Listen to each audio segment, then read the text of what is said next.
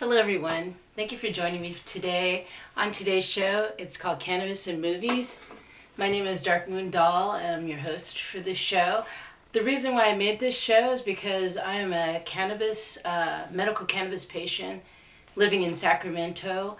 I was diagnosed with arthritis in both of my knees and ankles, with PTSD, social anxiety, insomnia, and some digestive problems related to GERD, G-E-R-D, which is gastroesophageal reflux disease. So that's why they just call it GERD. Anyway, the reason why I started partaking in cannabis mainly was because I realized the benefits of it and how it soothed all of these ailments and problems that I have with my body and my mind. So anyway, today's show, basically Cannabis and Movies is where I review movies that have cannabis within them. They don't have to be specifically cannabis themed. Someone smoking on the side, a joint, or whatever, because I want to expose Hollywood's plans to just like emphasize more stereotypes of what a cannabis partaker is. So the movie I chose to review today is called Clueless, starring Alicia, Silverstone, and Stacey. I didn't look up the IMDb. Sometimes I like doing that just for a little bit of a reference, but I decided not to because I just know this movie really well. I mean, when it came out, it was 4 years after I graduated from high school, and it's kind of like a high school themed type of movie. So today I ground up some herb that we had. We had a big harvest last year, and we still have herb left over from last year's harvest. And man, it was like I guess it's now over a year, but we're getting down to the bottom of the barrel. I can't afford to go to dispensaries all the time. That's reality. So I had to grow my own, and I have my medical cannabis recommendation saying that I can. So yeah, I'm getting back to the bottom of the barrel. So this is what I've got here at the bottom of this barrel. We used an old biscotti container, but yeah, it was totally filled at one point. See, I need my medicine, man. Woman. So this is a Mendocino head wrap, I think, or mind wrap. I'm still getting the hang of all these names of different strains. So if you're smoking too, that's awesome, and you're helping yourself and making yourself feel better. I'll show you what it looks like. And I've got this groovy little pipe that we've had for a long time. There's a local smoke shop we go to. They don't sell cannabis or anything like that. They just sell papers and bongs and pipes, so it's really cool. I like that place. Don't go there often because I don't have the funds to get it all the time, but yeah.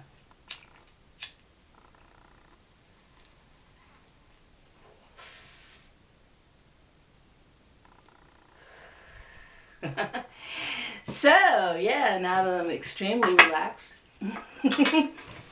So, yeah, the movie Clueless, basically, this is how I see it. It's a high school movie. It took place in 1995 it was written. And basically it's just showing you how high school life was or is or was. It's a generalization of how high school isn't, just basically.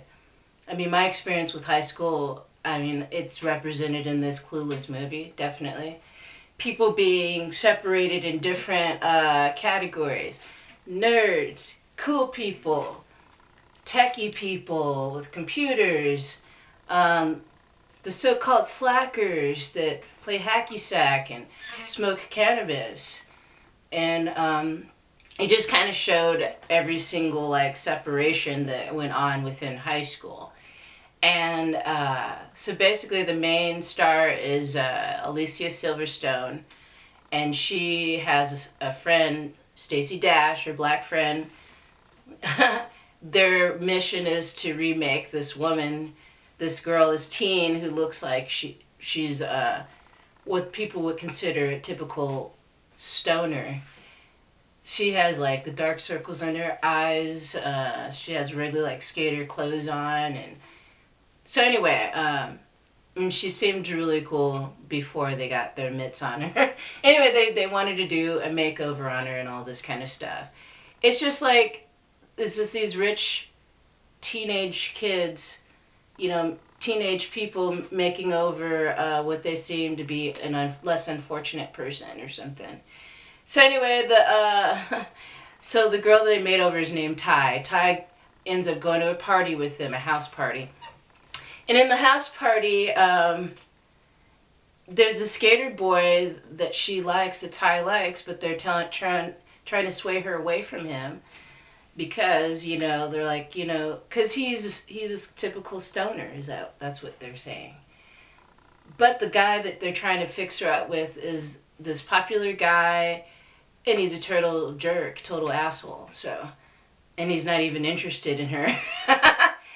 So, I mean, that just shows, it reminds me of the dynamics that went on in high school where, you know, a lot of people felt the need to, like, be in these categories and make these categories and separate people and make those people that weren't typically, quote-unquote, cool, you know, noticed and recognized and whatever. It's just ridiculous. High school, that's it. That's my opinion about high school. So anyway, yeah, as the movie goes on, and they're at the house party, and then they start passing around a joint, and it was funny because there was a statement that the main character, Alicia Silverstone's character, made, saying that she really wants some herbal refreshment and all this kind of stuff, or Ty was, and then Alicia Silverstone's character is saying, well, it's one thing to spark up a doobie at a party, but to be fried all day long is another, it's a whole nother story, you know what I mean? So, that was interesting that Hollywood slid that little profound statement in there. It's interesting how, it's interesting also how when they were passing around the joint that alcohol was right with it, along with it. So, it seems like you can't get through a movie that has cannabis in it without alcohol being with it.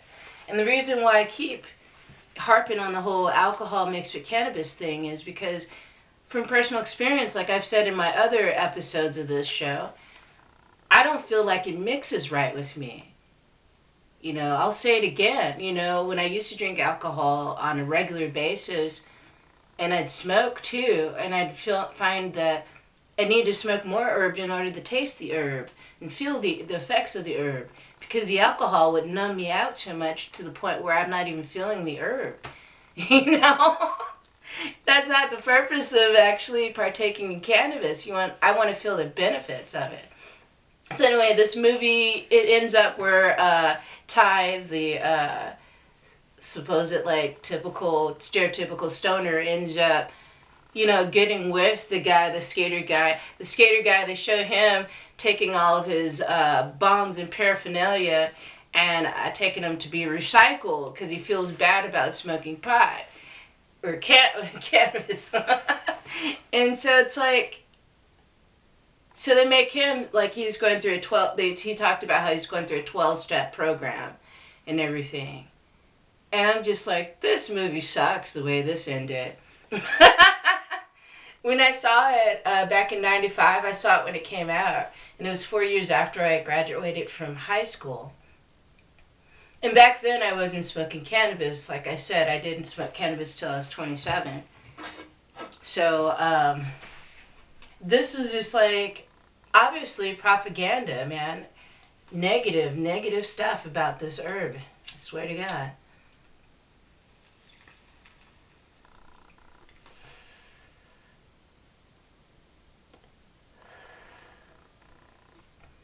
It got me a little riled up just thinking about it, because at the time when I watched it, I wasn't partaking in cannabis, so I did kind of feel like it was being stereotypical and judging, those two characters in the movie. but I didn't really have any personal, connection with it or anything like that when I was watching it. I was like, oh, okay, they usually do that in Hollywood movies. I noticed that. Even back then, I noticed that when I didn't even partake in cannabis. That they just slide it on in there, man, because once it's put into popular culture that cannabis is negative, starting all the way back from the jazz era, when Harry Anslinger, pick up The Emperor Wears No Clothes by Jack Herer, because that explains it all, where all this propaganda ended up in the movie industry and the music industry. Back in the days with, I don't know why I can't think of it, Louis Armstrong. Recently saw this documentary called Jazz on Netflix. And it talked about Louis Armstrong, how he was a cannabis partaker, a frequent one.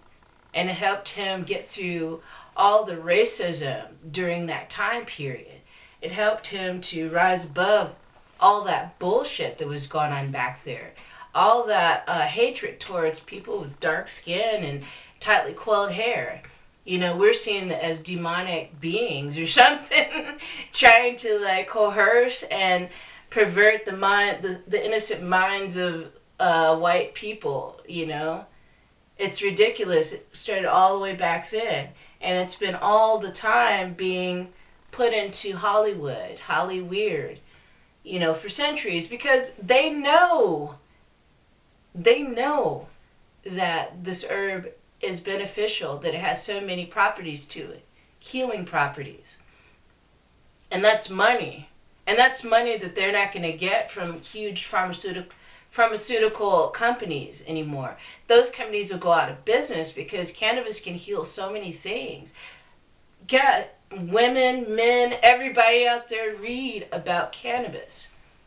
If you can't get to a library, can't get to a bookstore to buy a book, look it up online, Google it. Just type in cannabis. Google it on YouTube. I mean, there's so many documentaries out there that exposes all the lies that has been told about this beautiful herb. It's beautiful, man. I don't care if you never use it. I don't care if you never smoke it. I don't care if you never eat it. I don't care. I think that people should be behind legalizing it, though, just the same.